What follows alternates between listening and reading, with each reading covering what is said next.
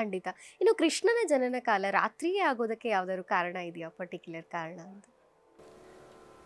ಕೃಷ್ಣ ರಾತ್ರಿ ಯಾಕೆ ಹುಟ್ಟಿದ ಅದೇ ಜನನ ಕಾಲವನ್ನ ಯಾಕೆ ಆಯ್ಕೆ ಮಾಡ್ಕೊಂಡ? ಭೂದೇವಿ ಹೋಗಿ ಪ್ರಾರ್ಥನೆ ಮಾಡಿದ್ದೇನು, ತುಂಬ ಜನ ರಾಕ್ಷಸರಿದ್ದಾರೆ, ಅವರೆಲ್ಲರೂ ನಿನ್ನ ನಿಂದೆ ಮಾಡ್ತಾ ಇದ್ದಾರೆ, ಆ ನಿಂದೆ ನನಗೆ ಕೇಳಿಸ್ಕೊಳ್ಳಿಕ್ಕೆ ಆಗ್ತಿಲ್ಲ, ಅವ್ರನ್ನೆಲ್ಲ ಸಂಹಾರ ಮಾಡಬೇಕು, ಅದಕ್ಕೆ ನೀನು ಬಾ ಅಂತ. ಖಂಡಿತ. ಹಾಗಿದ್ಮೇಲೆ ರಾಕ್ಷಸರು ಓಡಾಡುವ ಕಾಲ ಯಾವಾಗ? ರಾತ್ರಿಯೇ. ಅದಕ್ಕೆ ನಿಶಾಚರರು ಅಂತ ಕರೀತಾರೆ ಅವ್ರನ್ನ.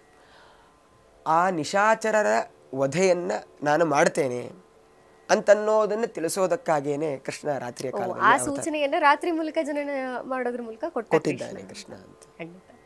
ಇನ್ನು ಕೊಳಲಿನ ಮೂಲಕ ಕೇಳೋದಾದ್ರೆ ಒಂದು ಕೃಷ್ಣನ ಸುಮಧುರವಾದ ಗೀತೆಯನ್ನು.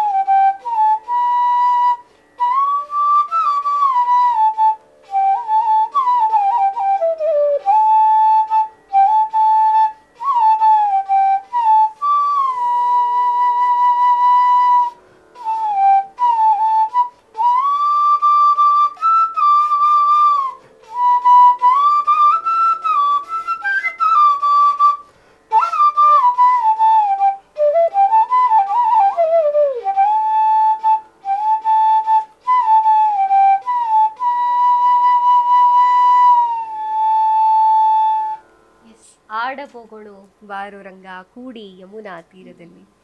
ಈ ಹಾಡು ಕೇಳಿದಾಗ ಖಂಡಿತ ನೆನಪಾಗೋದು ಕೃಷ್ಣನ ಬಾಲಲೀಲೆಗಳು. ಬೆಣ್ಣೆ ಕದ್ದ ಕೃಷ್ಣ, ಗೋವರ್ಧನ ಗಿರಿಯನ್ನ ಎತ್ತಿ ರಕ್ಷಣೆ ಮಾಡಿದಂತಹ ಕೃಷ್ಣ, ಜೊತೆಗೆ ಕಾಳಿಂಗ ಮರ್ದನದ ಸನ್ನಿವೇಶವೂ ಕೂಡ ನಮಗೆ ಈ ಹಾಡು ಕೇಳ್ತಿದ್ರೆ ನಮ್ಮ ಕಣ್ಣ ಮುಂದೆಯೇ ಬರ್ತದೆ.